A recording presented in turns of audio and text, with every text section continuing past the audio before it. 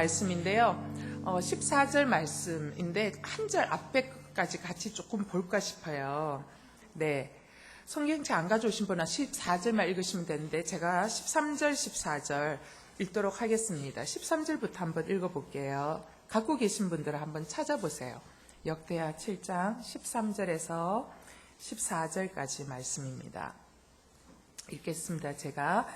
내가 하늘을 닫아 비가 오지 않거나 메뚜기 때에 명령해 이 땅의 생산물을 갉아먹게 하거나 내 백성들 가운데 전염병을 보낼 때 내 이름으로 불리는 내 백성들이 악한 길에서 돌이켜 스스로 낮아져 기도하고 내 얼굴을 구하면 내가 하늘에서 듣고 그 죄들을 용서하며 그 땅을 고칠 것이다. 아멘. 여러분, 제가 오늘은 특별히 그 기도 시리즈 중에 회개 기도의 능력에 대해서 이야기하는데, 제가 오늘 포커스를 맞추고 있는 회개 기도는 개인의 회개 기도가 아니라 이 나라와 이 민족을 위한 회개 기도의 능력에 대해서 이야기를 한다라는 것을 머릿속에 염두에 두시고 말씀을 따라오시면 좋겠습니다. 우리나라가 6.25 이후에 이 땅이 그렇지 않아도 굉장히 못 사는 나라인데, 6.25 이후에 완전히 나라가 잿더미에 있었습니다. 완전 폐허가 됐죠. 이 폐허가 된 이 땅, 이 전쟁 이후에 이 땅이요, 이 미국의 원조가 없이는 도저히 생계를 이어나갈 수 없는 땅이었습니다. 그래서 미국에서 굉장히 많은 원조를, 어마어마한 금액의 원조들 계속 받았는데요. 미국도 이제 원조를 이제 계속 해주는데 이게 언제까지 해줘야 될지를 결정을 해야 하는 시점이 온 거예요. 그래서 미국의 이제 이 국무성에서 몇몇의 사람들을 파견해서 한국이 원조를 어디까지 해줘야 될지를 좀 파악해서 조사해서 오라고 이제 사람들을 보냅니다. 그래서 그분들이 한국 땅에 와서 이 원조를 언제까지 해야 될지 이거를 이제 살펴보고 있는 가운데 그 사람들이 이제 시찰하면서 돌아봤던 거는 원조가 시급한 나라인 것은 맞는데 원조를 아무리 쏟아부어도 도대체 회생 불가능한 나라다라는 생각을 갖고 있었던 거죠. 그래서 이거는 밑 빠진 독에 물 붓기다라는 생각을 하고 있었던 거예요. 그러던 찰나에 이 그 시찰로 왔던 사람들이 뭐 서울 근교겠죠. 근교에 있는 산을 이렇게 이제 좀 등산을 하게 됐는데, 등산을 하다가 어디선가 산에서 고래고래 소리 지르는 소리가 들리는 거예요. 고래고래 소리 지르는데 그날이 이게 눈이 이렇게 막 이렇게 내리는 날이었는데 고래고래 소리를 지르고 이 눈 내리는 날이 무슨 소리인가 봤더니 젊은 청년이 산에서 막 소리를 지르면서 기도를 하는 거예요. 그러니까 이제 이 미국 사람들이 무슨 말인지 못 알아먹잖아요. 그러니까 이제 미국 사람 곁에 통역관이 계속 따라붙는 통역관에게 저 사람이 왜 저렇게 미친 듯이 소리 지르는지 통역을 좀 해봐라. 그랬더니 이제 그 사람이 얘기를 한 게 뭐냐면, 저 사람이 하나님 이 민족을 살려주십시오. 그리고 이 잿더미가 된 이 민족이 다시 일어날 수 있게 해주십시오 하고 울면서 기도한다라는 거예요. 막 울면서 기도하는 거예요. 그래서 이 미국 사람이 깜짝 놀란 거예요. 그것도 햇볕 비치는 날도 아니고 눈이 내리는 이날에 눈을 맞으면서 저 기도를 하는구나 하고 생각했는데 보니까 이분이 가시는데 잘못 간 것 같아요. 어디 기도원 근처로 가셨는지. 그때는 서울 근교 다 뭐 시골이었잖아요. 그죠? 뭐 교회당이라 해봤자 다 시골이죠. 뭐 어쨌든 산 많은 나라고 이러니까. 근데 보니까 그 청년 한 명이 아니라 주변에 곳곳에 청년들이 눈을 맞으면서 기도를 하는데, 기도의 내용이 통역관을 통해서 들어보면 똑같다라는 거예요. 이 민족을 살려달라고, 그리고 이 땅을 고쳐달라고. 그래서 다시 이 땅이 일어서서 정말 하나님 믿는 이 민족을 버리지 말아달라고. 아직 우리가 하나님을 아는 사람들이 소수지만, 그러나 주님 우리를 기억하셔서, 우리의 기도를 기억하셔서 이 땅을 버리지 말아달라고 막 울면서 기도하는 거 보고 굉장한 도전을 받은 거죠. 그러면서 이분이 이제 무슨 생각이냐면, 밑 빠진 독에 물 붓긴 이 땅이지만, 그러나 이 민족을 위해 청년들이 저렇게 눈을 맞으면서 눈물 뿌리면서 기도하는 한국이라면 이 한국은 반드시 회생의 가능성이 있다라는 거예요. 그래서 데이터적으로는 글쎄 퍼센테이지가 매우 미미하나, 그러나 저들이 하나님을 향하여 부르짖는 저 기도, 그 기도를 들을 때 분명히 회생의 가능성은 있다라고 생각을 하고, 이분이 이제 돌아가서 한국의 원전은 우리는 계속적으로 해줘야 합니다라고 이야기를 하고, 그래서 미국이 계속적으로 원조를 하게 되는 계기가 됐다라는 이야기가 있습니다. 여러분, 우리나라 이 한국교회는요, 이민족의 아픔과 늘 함께 해왔어요. 함께 해왔고, 이민족의 아픔과 늘 함께 온 이 교회, 특별히 이 폐허의 잿더미 속에 우리나라가 60년이 지났거든요. 60년이 지난 이 시점에 우리나라는 지금 경제 대국 10위권 안에 드는 대단한 나라로 성장을 했다라는 것입니다. 이거를 세계에는 뭐라고 얘기하냐면, 영어 쓸게요. 미러클. 예.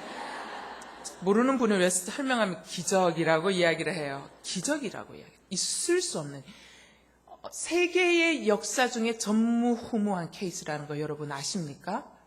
완전히 폐허가 된 나라가 반세기 만에 세계 경제의 10위권 안에 든다는 게, 이거는 수천 년의 역사 동안 있을 수 없는 일이 이 땅 가운데 일어났다라는 것입니다. 여러분, 우리나라가 그때 150개국이 있다면 몇 위였을 것 같아요? 우리나라가 150등 정도 했을 겁니다. 최하위 빈국이었어요. 최하위. 소생 가망성이 전혀 없었던 거예요. 최하위 빈국이 60년 만에 10위권 안에 든다라는 거는, 이거는 상상을 초월한, 이거는 확률적으로도 거의 불가능한 건데, 이 불가능을 이루어냈다는 거죠. 그래서 세계가 매우 놀라워했다라는 것입니다. 그런데 한국이 지금 엄청난 위기 속에 있다라는 것입니다. 여러분, 하나님이 최하위 빈민국의 이 나라를요, 정말 이 민족이 가난 속에서도 나라를 살려달라고 얼마나 많이 기도했는지 몰라요.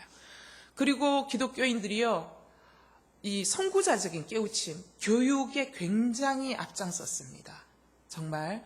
그리고 그러면서도 자신이 먹고 살지는 못했지만 이 땅의 계몽운동을 위해서 그들의 전생애를 올인했던 것을 보게 됩니다. 그들이 하루에 삼시세끼가 뭡니까? 한 끼를 먹는 한이 있어도 나머지 한 끼는 이웃과 나누는 그러한 정신으로 살았던 거죠. 이 민족을 살리기 위해서. 그래서 이 기적 같은 일들이 일어난 거예요. 하나님 축복해 주신 거예요. 근데 지금 이제 우리나라는 어떠냐면, 정치적으로는 동과 서가 여러분 나누어져 있어요. 우리나라는 4등분 된 나라인 거 아시죠? 남과 북, 동과 서가 이렇게 나누어져 있고, 정치적으로 또 보수와 진보라는 것으로 사람들 끊임없이 나눈다라는 것입니다. 그리고 이 정치적으로 깨끗한 정치인을 찾아보기가 너무너무 힘들어서 사람을 세우기가 너무 어렵다라고 하고 있고요. 정치적으로 그럴 뿐만 아니라 사회 안에는요, 불신의 간격이 이제는 도저히 메꿀 수 없는 이 틈이 벌어져가지고, 가짜가 진짜보다도 훨씬 진짜 같은 이런 게 되면서요, 진짜를 진짜라고 얘기해도 사람들이 다 가짜라고 이야기하는. 그래서 진짜도 똑같이 도매급으로 가짜로 여겨지는. 그래서 아무리 진실을 이야기해도 가수 중에 한 명이 그 아이빌리그 나왔는데, 파블로요? 타블로 맞아요. 타블로. 안 믿는 거예요. 안 믿는 거예요. 여러분, 뭐를 갖다 대도 안 믿겠다고 작정하고 덤벼들면 안 믿는 거예요. 저는 이제 그걸 보면서 그 사람 한 사람의 불행일 수 있겠지만, 저는 사회의 현상인 거예요. 사회적 현상. 이런 이제 모습들. 그 다음에 이제 가정은 여러분 아시죠? OECD의 1위, 이혼율이 OECD 국가의 1위에 진입한 지 이미 오래됐고요. 차세대들은요, 여러분 우리 차세대들 보세요. 눈빛이 죽었어요. 여러분, 우리 때 선생님들이 그래서 이렇게 눈 이렇게 있으면은 썩은 동태 눈알 같다고, 눈알이라고 표현하시질 않았어요. 그러나 제가 또 목사인데 그거를 알로 표현해야 될 것 같아서 썩은 동태 눈알이라고 하면서 막 그랬는데, 그래도 선생님은 우리 보고 썩은 동태 눈알을 하고 공부한다고 했지만, 지금 생각해보면 우리 10대 애들 눈알보다는 그때 우리가 훨씬 더 총기가 있었던 것 같아요. 여러분, 지금 길 가는 10대 애들 눈빛을 보세요. 여러분, 걔들 초점을 잃어버렸어요. 왜 그런 줄 아세요? 성적 위주로 부모들이 애를 몰아붙이고, 그 다음에 대학 진학이 삶의 목적인 것처럼 몰아붙이니까 아이들이요, 방향과 목적의식을 다 잃어버렸어요. 여러분, 인간의 가치는 좋은 대학 가는 게 인간의 목적이 아니지 않습니까? 우리는 훨씬 더 고귀한 목적을 향해서 살도록 창조되었어요. 근데 우리 아이들이 그리로 몰아넣으니까 아이들이 인생과 목적의 방향을 다 잃어버리고 청소년들의 눈빛 가운데 총기를 잃어버렸다라는 것입니다. 여러분, 이 시대 속에 이러한 이 절대적인 여러 가지 위기의 이 시대 속에 한국교회는 이제 깨어나야 할 시점이 되었다라는 거죠. 아니, 시점이 이미 지나갔어요. 우린 깨어나야 돼요. 근데 오늘 본문에 보면 솔로몬이 이 성전과 자신의 왕궁을 다 건립하고 난 이후에 하나님이 솔로몬의 꿈에 나타나셔서 말씀해 주시는 거예요. 꿈이 아니라 솔로몬에게 나타나셔서 밤에 나타나 말씀해 주시는 거예요. 뭐라고 얘기하냐면, 솔로몬아, 너의 왕국에 이러한 일이 일어날 때가 언제 무엇을 해야 하느냐 하면 네가 겸비하여 깨어서 기도해야 할 때라는 것을 알라라는 말씀으로 주시는 거예요. 솔로몬의 왕국이 얼마나 대단한 왕국입니까? 그런데 하나님 뭐라고 얘기하면, 내가 하늘을 닫아서 비가 오지 않게 될 수 있고, 메뚜기에게 명령해 니네들이 만들어놨던 모든 쌀농사들을 다 먹어치우게 하고, 백성들 가운데는 전염병을 보내서 사람들이 알아눕게 될 때 깨달아라. 그때가 바로 죄 때문에 회개해야 할 때인 것을, 그래서 내 앞으로 돌아와서 겸비하고 기도해야 할 때인 것을 깨달아라 라고 솔로몬에게 이 말씀을 주시는 거예요. 겁주기 위해 주신 거예요? 아니면 정말 축복을 계속적으로 부어주시고 싶어서 주신 말씀일까요? 두 번째 케이스겠죠, 그죠? 그래서 이 말씀을 주시는 거라는 것입니다. 오늘 본문이 그 위치에 있습니다. 사랑하는 여러분, 제가 기도 시리즈를 이야기하면서 첫 번째 시간에 제가 강조했던 게 뭐였냐면, 기도는 자녀의 특권이라고 그랬어요. 자녀의 특권. 그래서 제가 기도를 왜 해야 하느냐라고 얘기했을 때, 우리는 자녀이기 때문에 기도할 수 있다라고 얘기했어요. 여러분, 아무나 기도할 수 있는 게 아니에요. 물 정한수 떠놓고 기도하는 거요, 이 기도를 절대로 응답해 주시지 않는다라는 겁니다. 여러분, 기도는 누구의 특권이냐면 하나님의 자녀의 특권. 예수 그리스도를 구주로 고백한, 그리하여 하나님께 자녀로 선택받은 우리에게 주신, 그래서 우리가 하나님 부를 때 뭐라고 불러요? 아빠 하나님이라고 부를 수 있는 자녀에게 주신 특권이라는 겁니다. 그러면서 기억하실지 모르겠어요. 제가 매우 강조해서 얘기했던 게 뭐냐면, 따라서 기도의 내용보다도 더 중요한 것은 뭐라고요? 누가 기도하느냐가 훨씬 더 중요하다라고 얘기했어요. 그래서 우리가 하나님의 자녀이기 때문에 하나님은 우리의 기도를 귀 기울여 들으신다라고 이야기를 했습니다. 여러분, 사람들은 자신의 소원을 놓고 기도합니다. 그러나 하나님은 아무 기도나 듣지 않으십니다. 하나님은 바로 하나님의 자녀의 기도를 들으신다라는 것이죠. 여러분, 제가 설교를 앞두고 있으면 신경이 매우 예민해져 있습니다. 겉으로는 가만히 있고 농담하니까 그냥 괜찮은 줄 아는데 매우 예민해져 있거든요. 그리고 이게 눌림이 있어요. 그래서 이게 이제 설교 끝나고 나면 자유하게 돼요, 또 제 영혼이. 근데 이제 설교를 하기 전에는 심한 눌림 가운데 이렇게 있는데, 이 강한 압박이거든요. 영적인 이 압박감이 있는데, 그래서 온통이 제 생각이 이 말씀에 집중되어 있어요. 말씀에 집중되어 길을 가다가도 이 사건을 보면서도 이 말씀 가운데 하나님이 어떤 것을 주시기 위함일까라고 해석을 해보려고 많이 애쓰는데요. 근데 특별히 이제 설교가 잘 안 풀릴 때는 이제 정말 이게 더 압박감이 장난이 아닌 거죠. 압박감과 긴장감이. 근데 이렇게 엄마가 이 심한 압박감 가운데 있는데 더 나를 압박하는 인생이 하나 있어요. 저희 아들이에요. 이제 엄마가 이렇게 압박 가운데 있으면 이렇게 좀 건드리지 않고 이렇게 할 수 있도록 옆에서 중보기도를 한다거나 이렇게 해야 되는데, 전혀 그렇지 아니하고 제가 이렇게 설교 준비 이렇게 골몰하면서 이렇게 있을 때, 엄마 배 진짜 고픈데 뭐 먹을 거 없어요.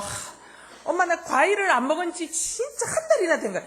과일 이틀 전에 먹었거든요. 한 달이나 됐다고 막 얘기하고, 막 수박 안 먹은 지 1년 넘었다고 이야기하고, 한 달 전에 줬는데 막 그러고 그러거든요. 그러면서 뭘 좀 하려고 그러면 이거 내놔라 저거 내놔라 하고 막 그래. 제가 집에 안 들어가요, 설교하기 전에. 우리 아들이 안 마주치려고. 근데 이제 이렇게 이제 설교 준비할 때 우리 아들이 자꾸 이제 막 치고 들어오는 거예요. 여러분, 중요한 걸로 치고 들어오면 괜찮은데 정말 중요치 않은 시답 짜는 걸로 치고 들어오거든요. 그러면은 제가 그런 아들들로 소리를 버럭 지르면서, 엄마가 지금 굉장히 영적인 일을 하는데 너는 아들인데 이렇게 도와주지. 제가 그렇게 한 적 한 번도 없어요. 그래? 그럼 내가 한번 엄마 금방 해줄게. 그래서 막 해가지고 금방 해주고. 과일 먹고 싶다. 금방 잘라가지고 주고. 제가 그러거든요. 내가 왜 이 심한 압박감 가운데 있으면서도 아들의 요구를 들어주냐? 아들이기 때문에 들어준다라는.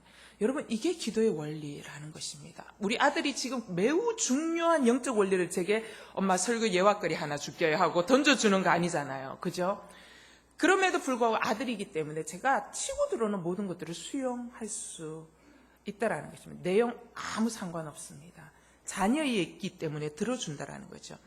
우리가 하나님께 드리는 기도가 그러하다라고 제가 첫 시간에 설명을 드렸어요. 아무 내용, 별 내용 없어도 우리는 자녀이기에 하나님 앞에 어떻게 담대하게 나가서 기도할 수 있다라고 얘기했어요. 기도하다 보면 하나님이 어떻게 해요? 우리의 기도를 성숙하게 바꾸어 주신다라고 얘기했어요. 그래서 일단 들이밀고 기도해라라고 제가 말씀을 드렸던 것입니다. 하물며 이러한 얘기도 내가 들어주는데 하물며 하나님께서 자녀가 자신의 잘못을 이야기하면서 아빠 하나님께 울면서 용서를 구하는 기도에 하나님이 긴급하게 그 기도를 들어주시지 않겠느냐라는 생각을 해보게 된다라는 것입니다. 그래서 여러분, 우리 이 한국의 이 크리스찬은 하나님 앞에서 나라를 위해서 기도해야 한다라는 것이죠. 특별히 민족의 위기와 재난 앞에서 우리는 특별히 더 기도해야 된다라는 것입니다. 어떤 기도를 드릴 것인가? 오늘 말씀을 보니까 하나님께서 민족의 위기와 재난 앞에 회개 기도를 하라라고 말씀하고 있어요. 여러분, 회개 기도는 누가 하는 것이냐? 여러분, 민족을 위한 회개 기도, 사회를 위한 회개 기도, 가정을 위한 회개 기도, 그 다음에 열방을 위한 회개 기도, 나라를 위한 회개 기도를 누가 하느냐? 내 이름으로 불리는 내 백성들이 할 수 있는 겁니다. 여러분, 세상 사람들은 이거 못해요. 하나님 모르는 사람은 이거 못해요. 여러분, 지금 이 나라를 위해서 하나님께서 세상 사람들이, 하나님 모르는 사람들이 기도하지 않는 것에 대해서 하나님이 전혀 개의치 않으십니다. 왜? 당연한 것이기 때문입니다. 그러나 하나님을 아빠 하나님이라고 부르는 우리에게 하나님은 요구하십니다. 회개 기도를 요구하고 계신다는 것이죠. 그리고 그 회개 기도에 대한 책임을 물으신다라는 것입니다. 회개는 하나님의 백성들이 할 수 있는 거예요, 여러분. 여러분, 참회록을 쓴 사람이 성 어거스틴이에요. 여러분, 너무 웃기지 않아요? 참회록이 뭐냐면 자신의 죄를 회개하는 기록이 참회록이에요. 여러분, 어거스틴은 성자예요, 성자. 근데 성자가 회개를 했다는 거예요. 회개를 했는데 그게 하나의 책이 된 거예요. 뭔 회개가 그렇게 할 게 많아서 성자인데. 그 성자가 책 한 권이면 우리는 여러분 진짜 여기에 가득 채워도 얼마나 더 가득 채울 수 있는 인생이겠습니까? 그런데 성자일수록 회개할 게 훨씬 더 많다라는 것입니다. 하나님의 강렬한 태양볕 아래, 하나님의 밝은 빛 아래 있으면 우리의 작은 점과 오물과 티까지 다 보이는 것처럼, 그래서 그것이 너무나 잘 보여서 하나님 앞에 회개하는 것처럼, 여러분, 하나님을 아는 우리는 이 땅이 범죄 가운데 들어가고 이 땅이 공고 가운데 들어갈 때 우리는 회개할 수밖에 없다는 것입니다. 우리의 영이 우리로 하여금 회개하도록 우리를 흔든다라는 것입니다. 요나서 1장 11절에서 12절 보면 이런 말씀이 있어요. 바다에 폭풍이 점점 더 거세졌습니다. 그들이 그에게 말했습니다. 바다를 진정시키려면 대체 우리가 너에게 어떻게 해야 하느냐? 그가 대답했습니다. 나를 들어서 바다 속에 던지십시오. 그러면 바다가 잠잠해질 것입니다. 이렇게 엄청난 폭풍이 당신들에게 닥친 것은 나 때문이라는 것을 잘 알고 있습니다. 맞죠, 요나서? 하나님이 요나에게 가라고 했던 니느웨 땅으로 가지 않고 다시스라는 곳으로 도망갔어요. 니느웨에 가가지고 회개를 선포하기가 싫어가지고, 그러면 자기가 미워했던 그 사람이 회개하고 돌아와서 하나님의 긍휼과 축복을 받을까 봐 그게 너무 보기 싫어서 다른 데로 도망갈 때 이 요나 때문에 그 안에 탔던 배에 탔던 모든 사람들이 죽게 생긴 거예요. 풍랑이 일어나서. 그러면서 이거를 요나가 개역개정이 뭐라고 되어 있냐? 이 폭풍 나의 연고라라고 표현을 하고 있다. 여러분, 하나님의 자녀는 폭풍의 원인을 압니다. 그러나 하나님의 자녀들은 폭풍의 원인이 뭔지를 몰라요. 그러나 폭풍을 만나서 견디지 못하는 거, 힘들어하는 거예요. 그러나 하나님의 자녀는 알아요. 이 폭풍이 나 때문에 왔구나라는 것을 아는 것입니다. 그래서 뭐라고요? 회개 기도할 수 있다라는 거예요. 요나가 이 폭풍이 바로 자신 때문에 일어난 폭풍인 걸 알았습니다. 자신의 죄 때문에 하나님이 폭풍을 보냈다라는 것을 알아요. 그래서 어떻게 해요? 자신이 돌이켜야 한다라는 것을 알았다라는 것입니다. 이것이 하나님의 자녀들만이 회개 기도할 수 있는 이유라는 것입니다. 그러면 우리가 무엇을 회개해야 할 것인가? 오늘 본문에 보니까 내 이름으로 불리는 내 백성들이 어떻게 무엇을 회개하냐? 그 악한 길에서 돌이켜. 무엇을 회개할 것인가? 악한 길에 서 있는 것을 회개하라는 것입니다. 지금 악한 길에 서 있는 것을. 이 땅이 사람이 살 수 없는 땅이 되어버렸어요. 보세요. 아까 앞에 본문에 비가 오지 않는 거예요. 메뚜기 떼가 일어난 농작물을 다 싹 다 먹어 치워버렸어요. 굶주림이 오는 거예요. 전염병이 돌기 시작하는 거예요. 땅에 사람이 살 수 없게 된 거예요. 여러분, 바로 이렇게 된 건 하나님의 백성들이 세상 사람들과 똑같은 모양으로 죄를 향해 가고 있기 때문에 그렇게 되었다라는 것입니다. 그 책임이 누구에게 있냐? 하나님의 백성에게 있다라는 것입니다. 여러분, 이 땅이 왜 이렇게 되었을까요? 우리나라가요. 우리나라 옛날에 못 살아도 참 괜찮은 나라였어요. 우리나라 참 못 살아도요. 이웃 사촌이라 그랬어요. 이웃 사촌. 예. 우리나라 참 못 살아도 서로 도와주려고 했었고 함께 웃고 함께 울었던 나라예요. 물론 그중에 안 그런 사람도 있었지만 대체로 분위기가 그랬다라는 것이죠. 근데 이 나라가 왜 이렇게 되었을까? 예. 저는 우리가 잘못했기 때문이라고 생각해요.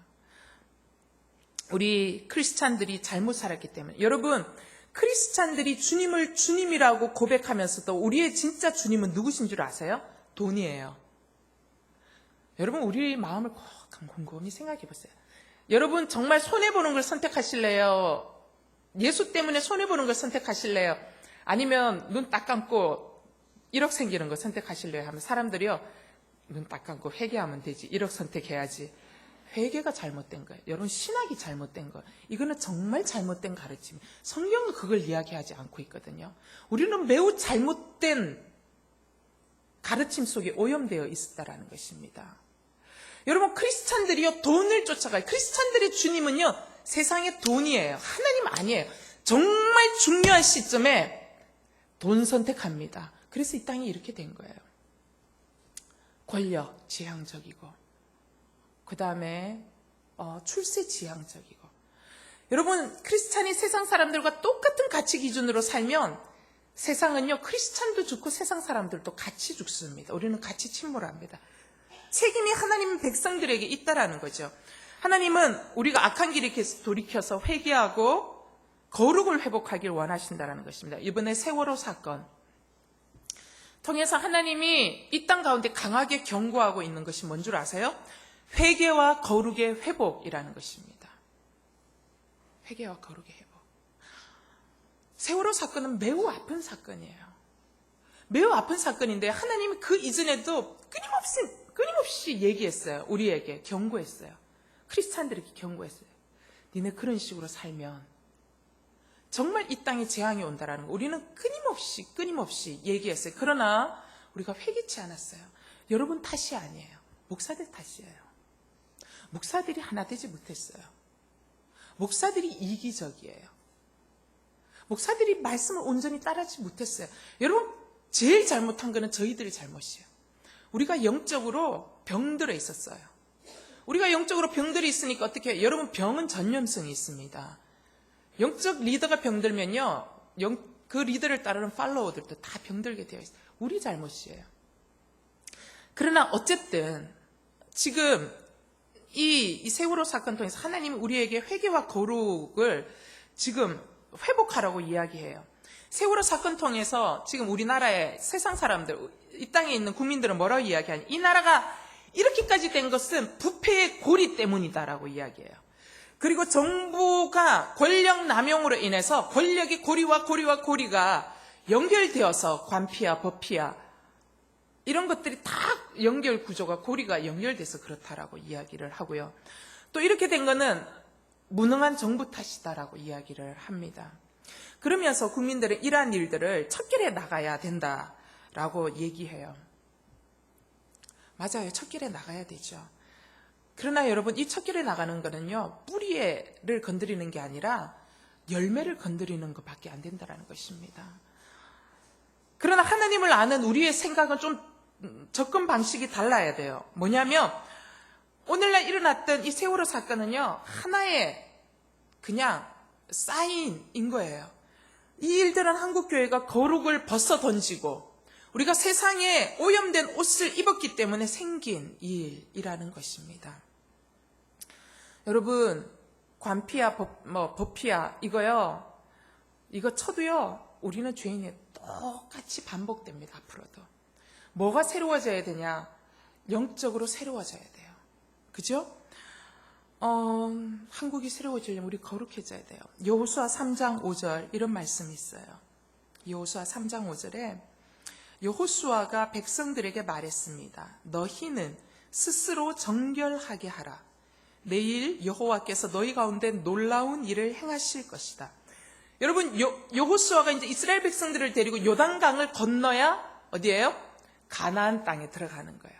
근데 요단강이 있는 거예요. 제가 그랬죠. 그때 요단강은 우기 때라 가지고 물이 엄청나게 범람하고 시속 10km의 속도로 범람하는 사람이 가면 물에 쓸려서 죽습니다. 그죠? 물 깊이가 4, 5m는 된다 그랬어요, 제가. 건널 수 없는 거예요. 근데 이제 지금 건너야 되는데 이제 요단강 앞에 있는 거예요. 근데 최소 장정만 200만 명이 되는 이스라엘 백성이 전부 요단강을 건너야 되는 이 상황에서 요단강이 그들 앞을 가로막고 있을 때 하나님이 희한한 명령을 하시는 거예요. 이스라엘 백성들에게 자, 구명조끼 입고 자, 줄줄이 끈 묶고 앞에 제일 힘센 사람 나와 수영해라, 헤엄칠 준비해라, 이런 얘기 안 하시는 거예요. 하나님 너무 재밌는 거는 뭐냐면, 요구하는 게 뭐냐면 너희는 스스로 정결케 하라. 여러분, 요단강은 지금 건널 수 없는 어마어마한 큰 문제거리예요. 큰 문제거리에 배를 만들어라, 그 다음에 이렇게 해라, 실질적인 방법을 주셔야 되는데 하나님은 매우 이상한 방법을 주셔요. 뭐냐면 스스로 정결케 하라, 거룩해지라, 다시 거룩을 돌아봐라 라고 이야기를 하고 있다는 겁니다. 여러분, 우리 인생 가운데는 매우 많은 문제가 있어요. 어떤 사람은 건강을 다쳐서 건강에 문제가 있죠. 또 어떤 경우에는 자녀의 결혼을 앞두고 결혼 문제가 있죠. 어떤 경우에는 가정이 경제적으로 어려워서 매우 경제적으로 피폐해서 경제적인 어려움 가운데 있고요. 또 자녀가 속 썩이는 문제들이 있는 거예요. 또 이 한국 사회는 세월호 사건을 세월호 문제, 또 여러 가지 이 부패의 문제가 있고요.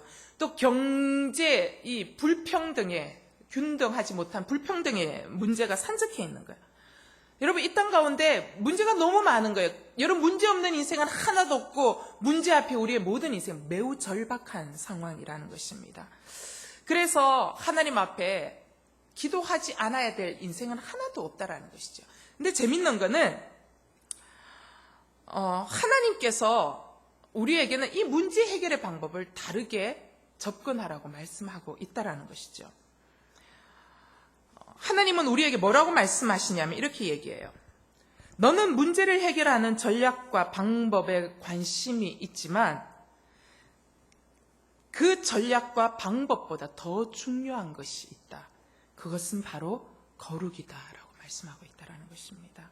여러분, 거룩이 문제 해결의 방법입니다. 거룩이.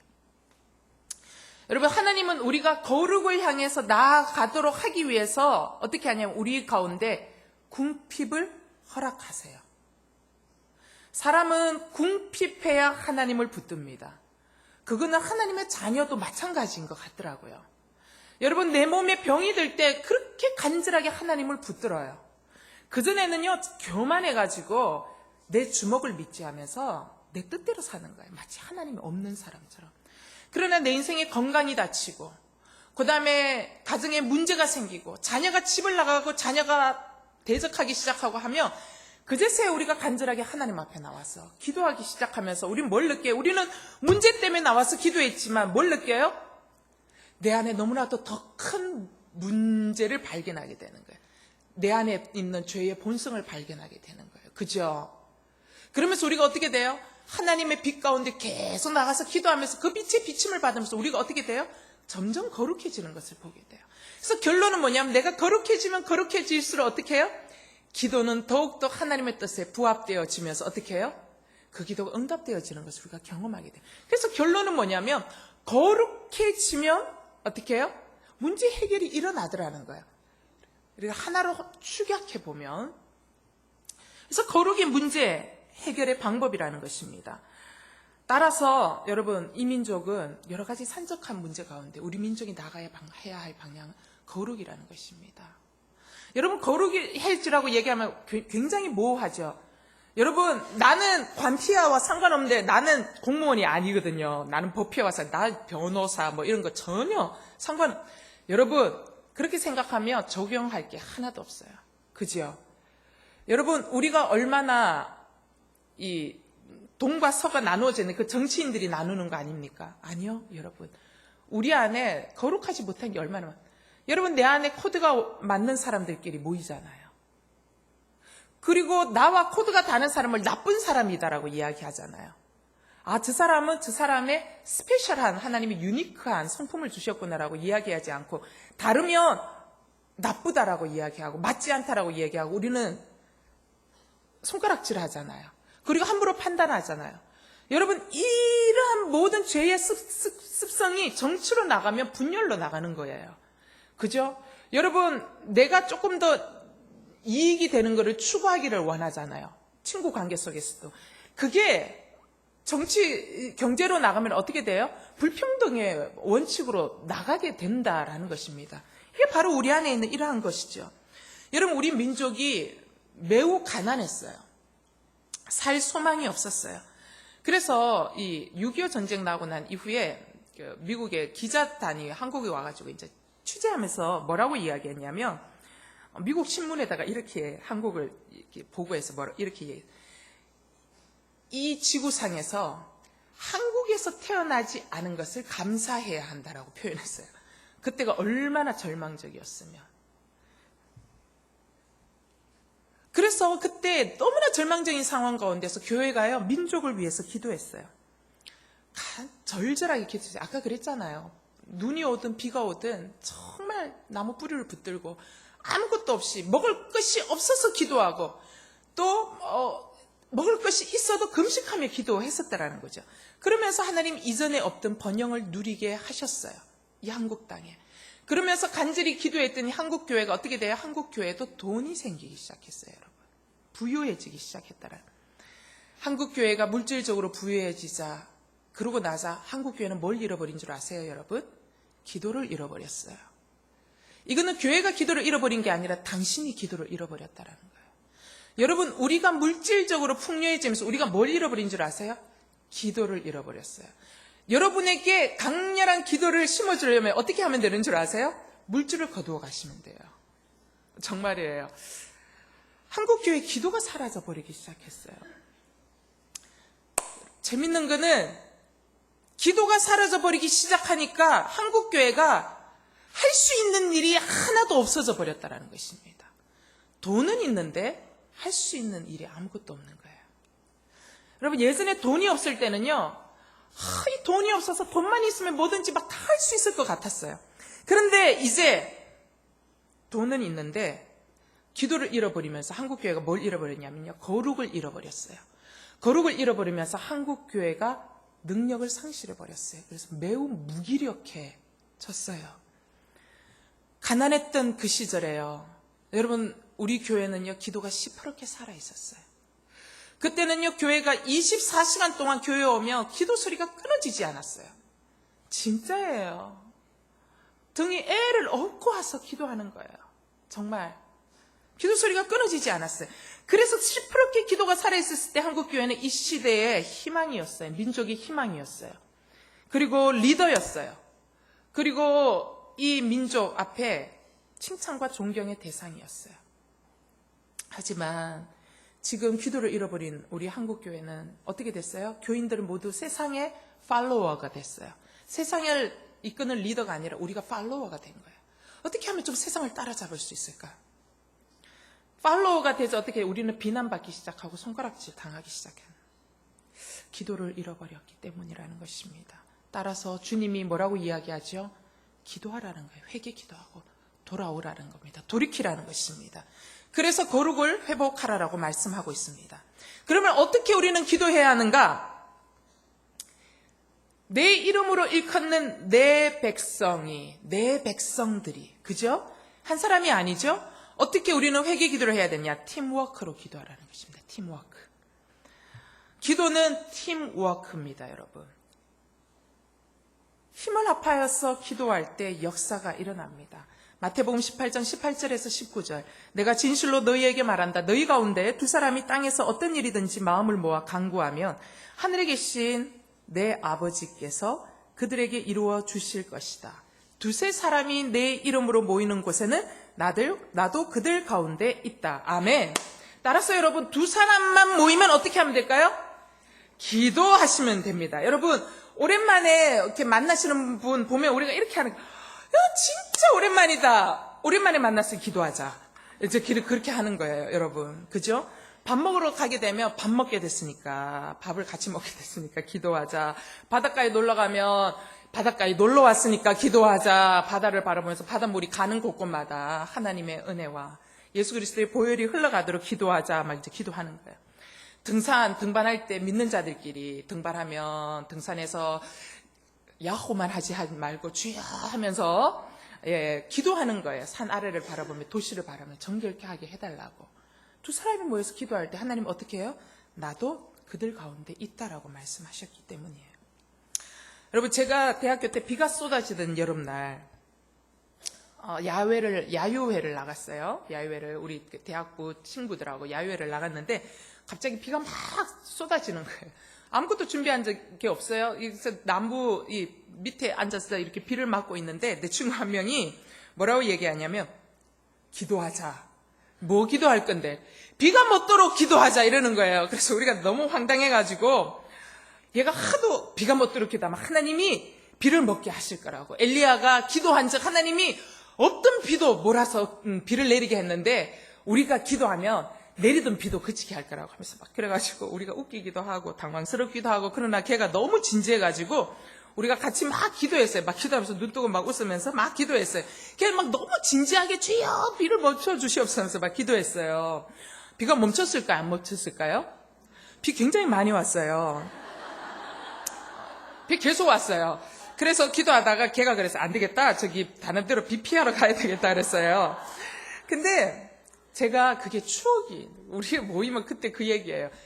아니야 그때 그렇게 했던 거 하면서 우리 그때 비 맞으면서 막 그렇게 기도했잖아. 무릎 꿇고 그 나무 밑에서 비 맞으면서 비 멈추게 해달라고 하면서 막 기도했던 그 얘기를 해요. 그게 도전도 되고 여러분 너무 좋은 추억이 있는 거예요. 제 이제 대학부 때 우리 대학부 목사님이 우리 대학부였던 우리에게 항상 뭐라고 얘기했냐면 이렇게 얘기했어요. 얘들아, 너희들이 친구 집에 놀러 가면 제일 먼저 기도부터 해라 라고 이야기하는 거예요. 기도를 딱 하고 그 다음에 놀아라. 그러면 놀면 그 안에 사는 농담, 그 다음에 진지한 대화, 이 모든 것들 가운데 예수님이 함께 하신다. 그리고 그 모든 것들이 다 끝나고 나면 마무리하고 나갈 때 기도해라. 그러면 그 가운데서 주고받았던 농담 속에 혹시라도 생겼던 상처를 기억나지 않게 하시고 우리 안에 있었던 좋은 이야기들, 그 다음에 은혜로운 이야기들이 기억나게 해달라고 기도해라. 그렇게 기도하면 너네들의 이 만남은 평생을 가는 영적 친구가 될 수 있을 거다라고 얘기해요. 니네들 같은 이런 친구들은 다시는 없을 거라고 이야기했어요. 여러분 진짜 그래요. 그 친구들 같은 친구가 없어요. 그래서 그 친구들하고 요즘 카톡해요. 카톡방 하나 열었거든요. 그래서 한 50몇 명이 우리 동기생 50몇 명이 들어와요. 들어와가지고 이제 3월 6일 날 개장했는데 아직까지 매일 막 새벽 1시까지 계속 들어가요. 아침 6시부터 막 일어나 굿모닝, 미국에서도 굿모닝, 막 몽고에서도 막 선교사가 일본에서 막 치고 들어오거든요. 그래서 그 안에서 이제 모든 대화가 일어나는 거예요. 그래서 막 얼마 전에는 LA에서 그 친구들끼리 모여서 모임했다 그러고 막 이렇게 이제 막 하는 거예요. 소울메이트. 진짜 모여서 함께 기도했을 때 정말 소울메이트, 그 안에서 많은 어려움이 있지만 중보하고 하는 그러한 놀라운 이 관계 속으로 주님이 초청하셨던 것을 봅니다. 여러분, 하나님은 이 땅에 크리스찬들이 모일 때마다 입술을 벌려 기도하기를 원하십니다. 그리고 그 기도를 통하여 역사하고 일하시기를 원하신다라는 것입니다. 여러분, 그때 친구들끼리 모여서 정말 많이 기도했어요. 그래서 그때 방학 때 시간을 내서 친구들 집을 우리가 신방을 했거든요. 신방을 빌미한 노름 논 거죠. 예. 그래 가서 그 집을 위해서 기도하고 중보하고 막 그랬어요. 그러고 막 놀았어요. 근데 너무 재밌는 거는 친구들이 너무 다 잘 된 거예요. 그래서 이렇게 이 카톡방이 이렇게 활성화될 수 있는 이유가 뭐냐면 친구들이 너무 잘 됐다라는 거예요. 하나같이 다 자기 자리에서 하나님 반듯반듯하게 세워주셔서 얼마나 감사한지. 특별히 그 기도에 참으로 기도에 올인했던 친구들이 하나님을 더 이렇게 잘 세워주신 모습들을 바라보면서 너무나도 신실하신 하나님. 그리고 그때 그렇게 뭔 줄을 모르고 목사님이 그렇게 하라 하니까 그렇게 기도했더니 끊어질 수 없는 영적 이 삼겹줄이 되어가지고 지금도 연결돼서 끊임없이 계속 중보하고 기도하는 이 모습들을 보게 됩니다. 여러분, 팀워크로 기도할 때 역사가 일어난다라는 것입니다. 내 백성들이 기도할 때 하나님 이 땅 가운데서 역사를 만들어 가실 줄 믿습니다. 두 번째 어떻게 기도해야 되냐? 겸손함으로 기도하라라는 것입니다. 어떻게 해요? 악한 길에서 돌이켜 내 백성들이 스스로 낮아져 기도하고 내 얼굴을 구하라. 스스로 낮아져서 기도하라라는 것입니다. 메뚜기와 전염병으로 얼룩진 땅의 고통, 땅이 황폐화돼서 더 이상 견딜 수 없는 그 땅이 고통 가운데 있을 때 하나님 뭐라고 얘기하냐면 하나님의 사람의 낮춤과 기도가 이때는 필요하다라고 말씀하고 있다라는 것입니다. 저는 그 세월호의 이 사건을 보면서 우리가 얼마나 무능한 존재인가를 절실하게 깨닫게 됐어요. 여러분, 우리가 그동안 착각 속에 살고 있었어요. 우리는요, 우리나라가 그래도 뭐 OECD도 들어가고 그다음 뭐죠? 유럽 그때 뭐 7개국 G7 이렇게 많이 아시네요. G7 정상회담도 열고 해서 대단한 우리 진짜 껍데기 덮어쓰고 좋다고 우리나라 시스템이 잘 돼 있는 나라라고 생각해요. 근데 하나님이요 한순간에 착각을 깨뜨리신 거예요. 그 전에 아무리 얘기해도 우리가 깨닫지 못하니까 꽃 같은 우리 아이들을 데려가시면서 우리에게 정말 잊을 수 없는 큰 깊은 상처를 우리에게 주신 거예요. 그러면서 그거를 보면서 느낀 거는 뭐냐면 시스템 아무것도 갖추어져 있지 않는 우리는 아무것도 할 수 없구나. 내 자녀들을 지켜줄 수 없는 이 존재구나라는 것들을 생각하게 되었습니다. 사랑하는 여러분, 당신은 여러분의 자녀들을 지켜줄 수 있다고 착각하고 있지는 않은지 모르겠습니다. 여러분 지켜줄 수 있어요? 못 지켜줘요. 여러분 못 지켜줘요. 여러분 이 땅이 회개치 아니하고 이 한국 땅이 회개치 아니하고 정말 우리가 영적으로요, 여러분 우리가 진짜 새로워지지 않으면요 우리 아이들 우리 지켜줄 수 없어요. 우린 능력이 없습니다. 우리는 우리의 약함을 고백해야 한다라는 것입니다. 하나님이 이 땅을 고쳐달라고 우린 기도해야 돼요. 그래서 다음 세대, 우리의 자녀의 세대가 이 땅 가운데 정말 뿌리 내릴 수 있도록 이 땅을 고쳐달라고 우리는 기도해야 한다는 것입니다. 여러분 농사 지어보셨어요? 농사 지으면 비료를 뿌려요. 비료를 뿌리는 이유는 뭐냐면 비료를 뿌리면 수확이 2배, 3배가 되기 때문에 비료를 뿌려요. 근데 그 비료가 질소예요. 질산 성분이 있는 거예요. 그건 산이라는 거거든요. 그걸 뿌리면 2, 3년은 소출이 확 올라가요. 그러나 토양은 어떻게 돼요? 매우 산성화돼요. 토양이 산성화되면요 소출이 점점 감소해요. 그러면 어떻게 해야 되냐면 땅을 묵히고 놀려야 돼요. 좀 쉬게 해줘야 돼요. 근데 쉬게 해줘도 이 산성화된 토양이 원래 정상대로 돌아가기엔 시간이 너무너무 많이 걸리는 거예요.